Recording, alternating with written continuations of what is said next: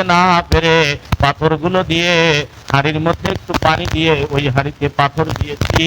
এই যে ডাল দিতেছি এখানে কোনো চাল যে না, চাল কোনো নাই, এখানে কোনো ভাত রান্না হয় না, এখানে শুধু পানির মধ্যে জাল দিতেছি আর পানির মধ্যে পাথর দিয়ে দিছি। হযরত ওমর রাদিয়াল্লাহু তাআলা আনহু অধর ধরে ছোট বাচ্চার মতো কান্না শুরু করলেন, চোখের পানি দিয়ে পাঞ্জাবি সহ ভিজে যাচ্ছে। ডাক দিয়ে বলে, মা কেন তুমি এত অভাবী? বলতেছে, পথিক রে, আমি 3 দিন ধরে আমার বাচ্চাদেরকে খানা দিতে পারি না, অভাবের তাড়নায় আমার কাছে কোনো খানা নাই। বাদশার দরবারে আগামীকাল যাব, দেখি বাদশা কোনো সাহায্য করে নাকি। ওমর রাদিয়াল্লাহু তাআলা আনহু কথা শুনলে ডাক দিয়ে বলতেছে, মা তুমি একটু অপেক্ষা করো, দেখি আমি কিছু করতে পারি নাকি। ওমর রাদিয়াল্লাহু তাআলা আনহু সঙ্গে সঙ্গে দৌড় দিয়ে এক দৌড়ে বাইতুল মালের কাছে চলে গেল। বাইতুল মালের কাছে গিয়ে দারোয়ানকে ডাক দিয়ে বলতেছে, তাড়াতাড়ি করে বস্তা ভরাও, বস্তার মধ্যে আটা ভরাও, পেঁয়াজ ভরাও, রসুন ভরাও, সমস্ত কিছু খাবারগুলো এক বস্তার মধ্যে ভরিয়ে দাও। এবার বস্তার মধ্যে ভরিয়ে দিয়ে বস্তার মুখ বেঁধে ওমর রাদিয়াল্লাহু তাআলা আনহু ডাক দিয়ে বলতেছে, আসনান, এবার এই বস্তাটা তুমি আমার মাথার উপরে তুলে দাও, আমি ওমর নিজে এই বস্তা বহন করে নিয়ে যাব। আসনান ডাক দিয়ে বলতেছে, আল্লাহ রাসূলের সাহাবা, কেন তোমাকে যাইতে হবে বহন করে? আমি দারোয়ান তো আছি, আমাকে দাও, আমি বস্তা বহন করে নিয়ে যাই। কোথায় নিয়ে যাবেন? ওমর ডাক দিয়ে বলতেছে, আসনান রে, আজকে যে দৃশ্য আমি দেখেছি, কিয়ামতের দিন আমি ওমরকে ধরবে, তোমাকে ধরবে, তোমাকে ধরবে না। তাড়াতাড়ি বস্তা আমার মাথায় তুলে দাও। বস্তা মাথায় নিয়ে আল্লাহ রাসূলের সাহাবা ওমর রাদিয়াল্লাহু তাআলা আনহু দৌড়ে ওই মরুভূমির কাছে চলে গেল। মহিলার কাছে গিয়ে আটা বের করে দিল, খানা সমস্ত বের করে দিল, তার সাথে একই সাথে হাতি দিয়ে রান্না করার পরে পিঠা তৈরি করলো। সন্তানগুলোকে মাটির মধ্যে সন্তানগুলোকে নিয়ে এবার উরাতের মধ্যে বসাইয়া সুন্দর করে পিঠা খাওয়াইয়া ডাক দিয়ে বলতেছে, মা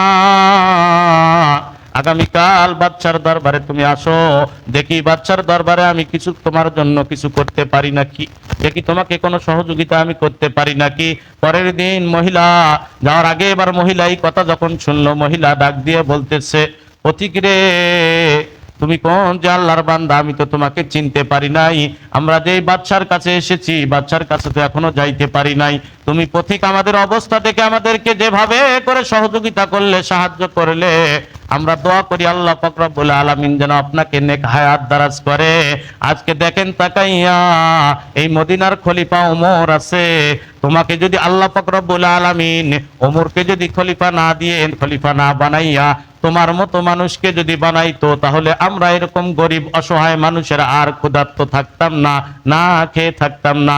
ওমর রাদিয়াল্লাহু তাআলা আনহু আসমানের দিকে মুখ করে চিৎকার করে ডাক দিয়ে বলতেছে, মা ওমরকে আর দাবি রাখবেন না, ওমরের বিরুদ্ধে আর কথা না বলে আগামীকাল আপনি বাদশার দরবারে চলে আসেন, দেখি আমি কিছু করতে পারি নাকি। পরের দিন মহিলা সন্তানগুলোকে নিয়ে বাদশার দরবারে চলে গেল। দেখে বাদশার দরবারে বসে আছে কে? ওমর। দূর থেকে মহিলা দেখে ডাক দিয়ে বলতেছে, জি ভাই, কামড় দিয়ে সর্বনাশ, আগামীকাল তো এই ওমরে আমাদেরকে সহযোগিতা করেছে, খানার ব্যবস্থা করেছে, আমরা তো অনেকভাবে তাকে কষ্ট দিয়েছি, যন্ত্রণামূলক কথাবার্তা বলেছি। কাছে গিয়ে ডাক দিয়ে বলতেছে, আল্লাহ রাসূলের সাহাবা খলিফাতুল মুসলিমিন ওমর, আপনি আগামীকাল আমাদেরকে সহযোগিতা করেছেন, আপনার বিপক্ষে কথা বলে আপনাকে কষ্ট দিয়েছি, মাফ করে দেন। আল্লাহ রাসূলের সাহাবা ওমর ডাক দিয়ে বলে, মা উল্টা আমার কাছে মাফ চাইয়েন না, আমি আপনাদের কাছে মাফ চাইতেছি। কিয়ামতের দিন আমি ওমরকে আপনি বিচারের কাঠগড়ায় দাঁড় করাইয়েন না, কেননা সময় মতো আমি তোমার খানা তোমার দরবারে তোমার কাছে পৌঁছাইতে পারি নাই। চিন্তা করে দেখেন তাহলে কি, তারাও তো ক্ষমতা পেয়েছিল, তারা অর্ধ পৃথিবীর খলিফা ছিল, সে অর্ধ পৃথিবীর খলিফা কিভাবে মালিকের কাছে ক্ষমা চাইতেছে? এটা হওয়া সম্ভব একমাত্র যদি ঈমানওয়ালা মানুষ যদি আমাদের সমাজের মধ্যে নেতা হয়। বলেন ঠিক না বেঠিক? ঈমানওয়ালা মানুষ যদি নেতা হয়, কোরআনওয়ালা মানুষ যদি নেতা হয়, তাহলেই এটা সম্ভব। আমাদের দাঁড়ে দাঁড়ে গিয়ে আমাদের খবর নেওয়া, আমাদের দরজায় গিয়ে আমাদের খবর নেওয়া। এখন নেতারা আমাদের দরজায় আসে একাকী, তার পিছনে কোনো সেনাবাহিনী লাগে না, তার পিছনে কোনো নৌবাহিনী লাগে না, তাকে কোনো পুলিশের প্রয়োজন হয় না। আমাদের দরজায় গিয়ে গিয়ে বাড়িতে গিয়ে অমুক কোথায় আছো, আমাকে ভোটটা দিও। আর যখন ভোট পেয়ে নেতা হয়ে সিংহাসনে বসে যায়, তখন আসলে তার পিছনে এত পুলিশ গনে শেষ করা যায় না। বলেন ঠিক না বেঠিক? হ্যাঁ, তাহলে তুমি একাকী যেমন ভাবে আসতে পারো, তখন তুমি নেতা হয়ে যাও, তখন তো আর রিলিফ নিয়ে আমার বাড়ির মধ্যে ঘরের মধ্যে তুমি একা আসতে পারো না। কি বলেন, ঠিক না বা ঠিক? আল্লাহ পাক রব্বুল আলামিন আমাদেরকে যেন নেক হায়াত দারাজ করে। মুসলমান